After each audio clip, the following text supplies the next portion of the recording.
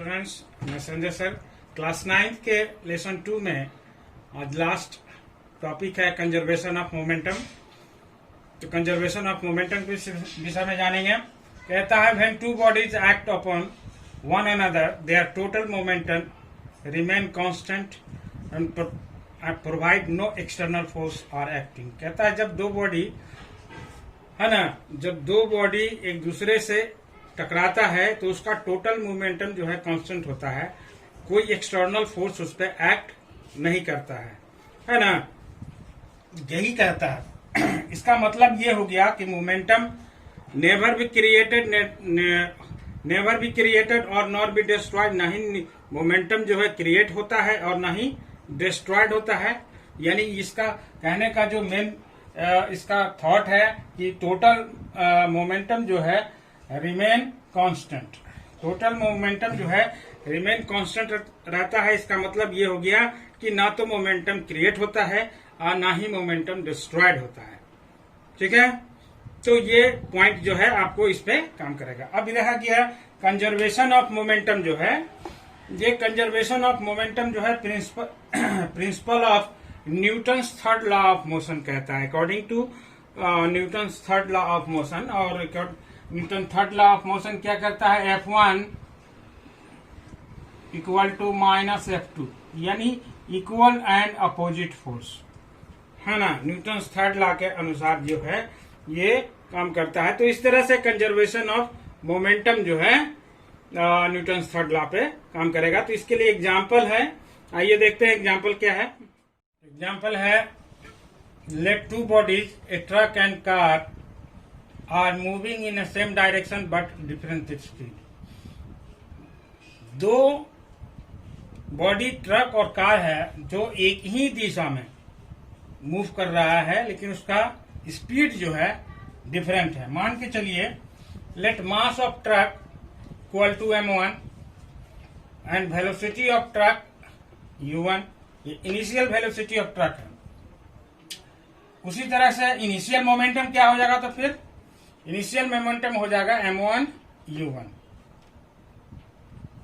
अब कार के लिए द मास ऑफ कार जो है, इसको मान लिया let mass of car equal to m2 and initial velocity of car u2। तो इनिशियल मोमेंटम ऑफ कार क्या हो जाएगा, m2 u2। क्लियर है। दस total momentum of truck and car before collision यानी टकराने से पहले, यहाँ पे देखिए फिगर जो बना हुआ है, ये जो है ट्रक है जो m1 है और ये कार है जो m2 है। ठीक है ना। तो बिफोर कॉलिजन टकराने से पहले इसका जो मोमेंटम है क्या हो जाएगा, m1 u1 plus m2 u2। ठीक है ना। अब जो है ट्रक की स्पीड जो है वो थोड़ा हाई है कार की स्पीड से। तो ट्रक क्या करता है कि कार से टकरा जाता है, तो कॉलिजन होता है। यहाँ पे देखिए कॉलिजन टाइम है जो m1 m2 का जो है मास है ट्रक का, ये m2, ये दोनों एक दूसरे से टकराता है। टकराने के बाद क्या होता है कि जो कार की वेलोसिटी है, जो था u2 था इनिशियल वेलोसिटी इसका, तो इसकी वेलोसिटी इंक्रीज कर जाती है, बढ़ जाती है। लेकिन जो ट्रक है उसकी वेलोसिटी क्या हो जाती है, वो डिक्रीज कर जाता है ना। और कार तेजी में आगे की ओर भागने लगता है और ट्रक का स्पीड जो है कम हो जाता है। ऐसी स्थिति में momentum of truck and car after collision क्या हो जाएगा, m1 v1। तो यहाँ पे जो है हम क्या करेंगे कि यहाँ पे लेट ये हटा देंगे, है ना। लेट आफ्टर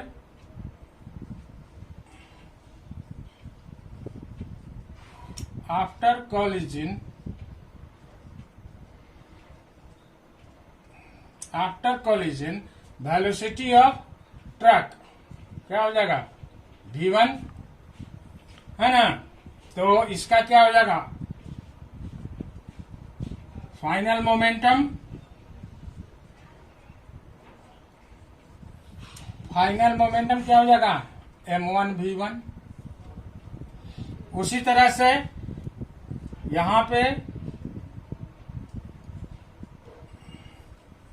जो है क्या हो जाएगा, यहां पे जो है after collision velocity of car क्या हो जाएगा, v2। तो after collision velocity of car v2 हो गया, तो इसका फाइनल मोमेंटम क्या हो जाएगा, फाइनल मोमेंटम m2 v2। तो total momentum of truck and car after collision, after collision क्या हो जाएगा, ये हो जाएगा m1v1 और m2v2। यहाँ पे फिगर आप देख रहे हैं, क्लियर है फिगर से कि ये बिफोर कॉलिजन है ना, ट्रक एंड कार। और यहाँ पे इसका मोमेंटम m1u1 प्लस m2u2 हो गया। यहाँ पे ट्रक और कार कॉलिजन करता है फॉर शॉर्ट टाइम, कुछ समय के लिए, छोटे समय के लिए। और उसके बाद आफ्टर कॉलिजन का क्या होता है कि कार की जो वेलोसिटी वो इंक्रीज करके आगे बढ़ती है और ट्रक का वेलोसिटी डिक्रीज करता है। ऐसी स्थिति में मोमेंटम आफ्टर कॉलिजन क्या हो जाएगा, m1v1 प्लस m2v2। तो आगे चलते हैं, for short time acceleration of car क्या हो जाएगा। तो when the force F1 of the truck act on the car, जब फोर्स F1 जो है ट्रक F1 जो फोर्स F1 ट्रक का वो कार पर एक्ट करता है फॉर टाइम t, है ना। तो टाइम t कुछ समय के लिए कार पर F1 फोर्स ट्रक जो है धक्का देता है, मारता है। तो क्या होता है, then the velocity of car change, car की वेलोसिटी चेंज हो जा रही है u2 टू v2, है ना, u2 से v2। तो एक्सेलरेशन ऑफ कार क्या हो जाएगा, एक्सेलरेशन ऑफ कार को हमने a2 ले लिया है। Acceleration of car a2 equal to क्या हो जाएगा, v2 minus u2 upon t। According to acceleration का डिफिनेशन के अनुसार the rate of change the velocity. तो इसका a2 हो गया v2 minus u2 upon t। तो force, we know that force is equal to mass into acceleration. तो mass of car क्या है, m2, और एक्सेलरेशन क्या है, v2 minus u2 upon t। तो v2 minus u2 upon t। तो ये हमने F1 इक्वल टू इतना ले लिया। अब उसी तरीके से दूसरा पे आइए, when the force F2 of the car, जब ट्रक जो है कार को धक्का देती है तो कार भी जो है एक फोर्स रिएक्ट करता है किस पे, ट्रक पर, फॉर टाइम t समय के लिए। Then the velocity of truck change from u1 to v1। तो जो वेलोसिटी में चल रहा था वो क्या हो गया, चेंज कर गया, है ना। जब कार से जब धक्का लगा ट्रक को, है ना, तो कार जो है उस पे एक फोर्स रिएक्ट किया opposite to the direction of motion. Then the velocity of truck क्या हो गया, चेंज हो गया u1 to v1। So acceleration क्या हो जाएगा, acceleration of truck a1 equal to v1 minus u upon t। Clear है। तो फोर्स इक्वल टू, उसी तरह से we know that force equal to क्या होता है, मास इंटू एक्सेलरेशन।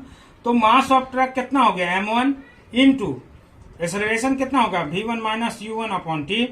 ठीक है। तो by the Newton's third law of motion,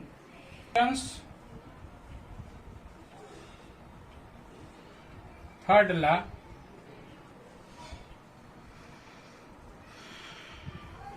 the Newton's third law of motion क्या हो जाएगा, F1 equal to minus F2, जो फोर्स रिएक्ट करता है। ठीक है ना। तो F1 हम निकाल चुके हैं।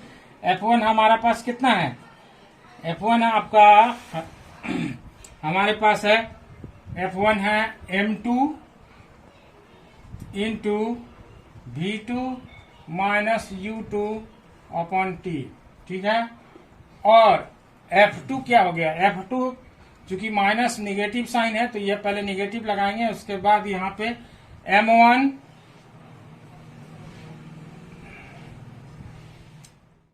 m1 into v1 minus u1 upon T. ठीक है, ये ऊपर चला गया, क्या हो गया, m2 v2 minus m2 u2 upon t minus m1 v1 plus m1 minus minus plus m1 u1 upon t. T remove हो गया है ना, क्या बच गया, m2 v2 minus m2 u2 equal to minus m1 v1 plus m1 u1। अब क्या करेंगे कि जो फाइनल वेलोसिटी है वो एक तरफ कर देंगे और इनिशियल वेलोसिटी को एक तरफ कर देंगे। ठीक है, तो ये आ जाएगा इधर, ये हो जाएगा m2 v2 प्लस इधर आएगा तो m1 v1 हो जाएगा, और ये इधर चला जाएगा तो क्या हो जाएगा m1 u1 plus m2 u2। ठीक है, तो ये इस तरह से जो है हम इसको करते हैं, या इसको इस ढंग से भी हम इसको सेटल करेंगे कि इसको आगे कर देंगे, इसको पीछे कर देंगे। तो overall m1 u1 plus m2 u2 equal to m1 v1 plus m2 v2। तो इस तरह से भी हम इसको कर देंगे। तो इसका रिजल्ट क्या निकला, इसका रिजल्ट ये निकला कि total momentum before collision, total momentum ये बिफोर कोलिजन हो गया, equal to total momentum after collision. यहाँ पे हम लिख देते हैं 10, टोटल मोमेंटम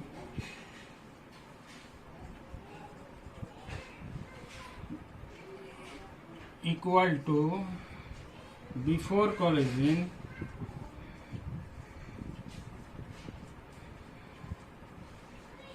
है ना, इक्वल टू क्या हो जाएगा, टोटल मोमेंटम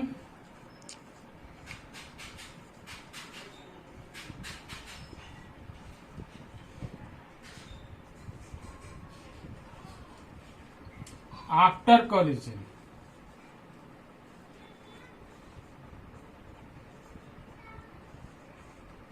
है ना, तो ये हमारा कंजर्वेशन ऑफ मोमेंटम का रिजल्ट आया कि never be created never be destroyed, ये नॉर बी डिस्ट्रॉयड थी। यहाँ टोटल मोमेंटम जो बिफोर कोलिजन था वही आफ्टर जो है टोटल मोमेंटम आफ्टर कोलिजन हमें मिला।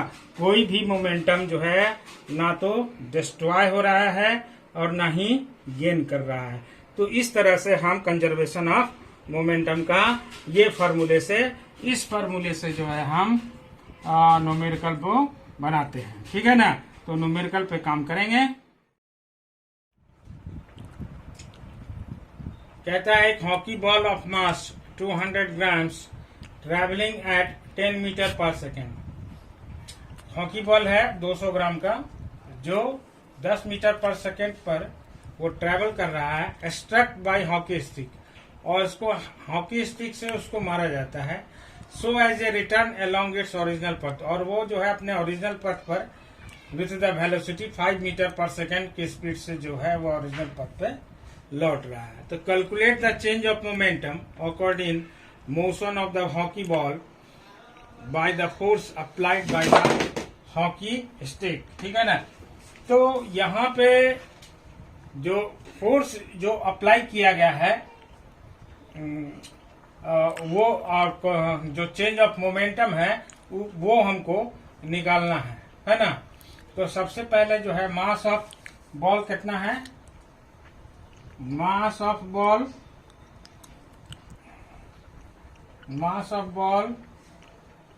200 ग्राम। आपको मालूम होना चाहिए कि मोमेंटम का यूनिट केजी में होता है, तो इसको चेंज करेंगे तो मास ऑफ कितना हो जाएगा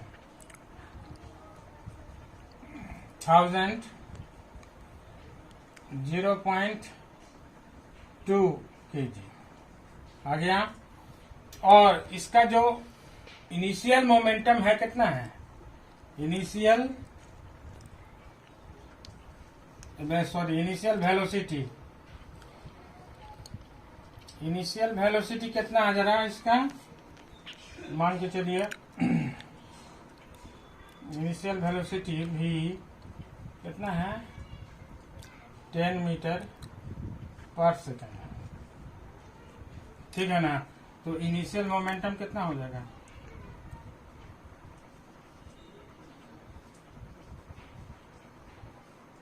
इनिशियल मोमेंटम हो जाएगा आपका m into V1 0.2 into 10 2/10 10 cut गया, ये आ गया 2 kg मीटर पर सेकंड, ठीक है ना। अब जो है मास तो वही रहेगा, फाइनल में चलेंगे, मास तो वही है, मास ऑफ बॉल 0.2 kg। अब इसका जो फाइनल वेलोसिटी है कितना है, फाइनल ओरिजिनल पथ पे ये फाइनल वेलोसिटी हो गया 5 मीटर, तो फाइनल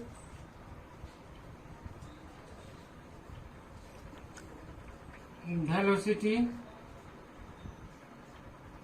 कितना है 5 मीटर। तो फाइनल मोमेंटम कितना हो जाएगा,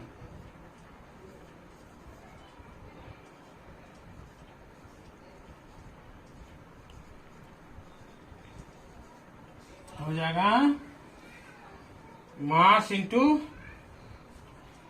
फाइनल वेलोसिटी, तो कितना आ जाएगा 2/10 इंटू 5, 5 2 10 कट गया, ये आ गया 1 kg मीटर पर सेकंड, ठीक है ना।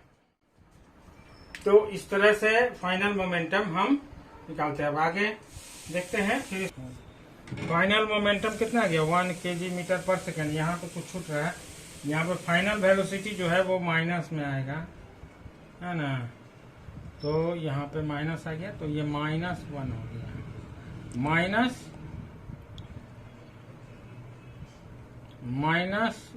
-1 kg metre per second.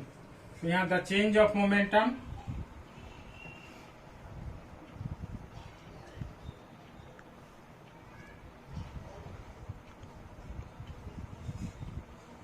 Equal to क्या हो जाएगा, चेंज ऑफ मोमेंटम में फाइनल मोमेंटम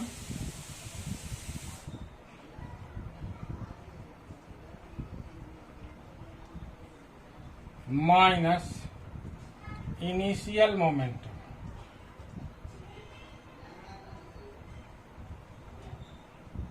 ठीक है। तो फाइनल मोमेंटम कितना है -1 और इनिशियल मोमेंटम कितना था 2 kg, तो यहाँ पे -2, दोनों मिलकर कितना आ गया, दोनों मिलकर आ गया -3 kg metre per second.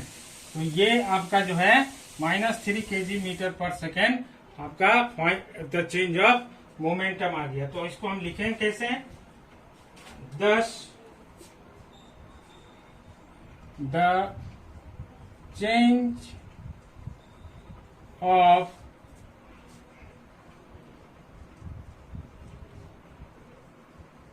Momentum of the hockey ball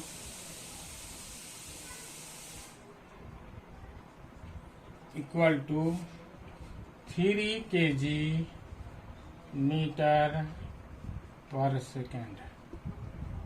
ये आपका आंसर हो गया, ठीक है ना। तो इस तरह से हम न्यूमेरिकल बनाते हैं।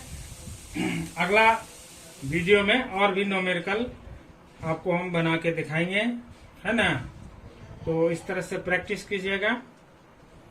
और आपको हम बता रहे हैं ट्रायल 2 होने वाला है। ट्रायल 2 में आपका जो सिलेबस है वो सेकंड चैप्टर है force and law of motion, लेकिन उसमें जो है हमको पढ़ना जो है वो क्या क्या किस किस टॉपिक पे हम ज्यादा ध्यान देंगे, तो हम आपको बताते हैं कि सबसे पहले जो है आप फोर्स को पहले आप जो है फोर्स पढ़ लीजिए, है ना। फोर्स पे पूरा आप डिटेल्स जो है, क्योंकि जो भी क्वेश्चन आएगा वो सब ऑब्जेक्टिव आएगा, तो बीच से कहीं से भी क्वेश्चन पूछा जा सकता है। इसलिए फोर्स अगर हम अगर पढ़ते हैं तो उसमें पूरे इसके विषय में जानेंगे। फोर्स कितने प्रकार का होता है, कौन सा फोर्स क्या है ना।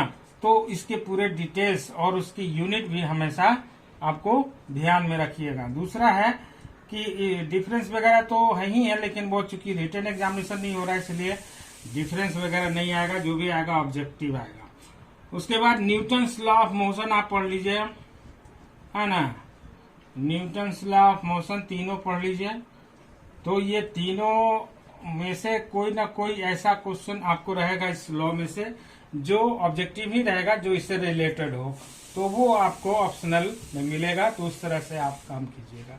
इसके अलावा आपको मोमेंटम मिलेगा, तो मोमेंटम में आप जरूर जो है इस पे ध्यान दीजिएगा कि किस टाइप से मोमेंटम का क्वेश्चन आता है। जो भी आएगा ऑब्जेक्टिव आएगा, हो सकता है इसमें कंजर्वेशन भी हो, है ना। तो इस तरह से आपको ये 3 पॉइंट पे ट्रायल 2 के लिए आपको वर्क करना होगा, ठीक है। तो आप एग्जामिनेशन की तैयारी कीजिए। अगले वीडियो में फिर मिलेंगे न्यूमेरिकल के साथ। Thank you.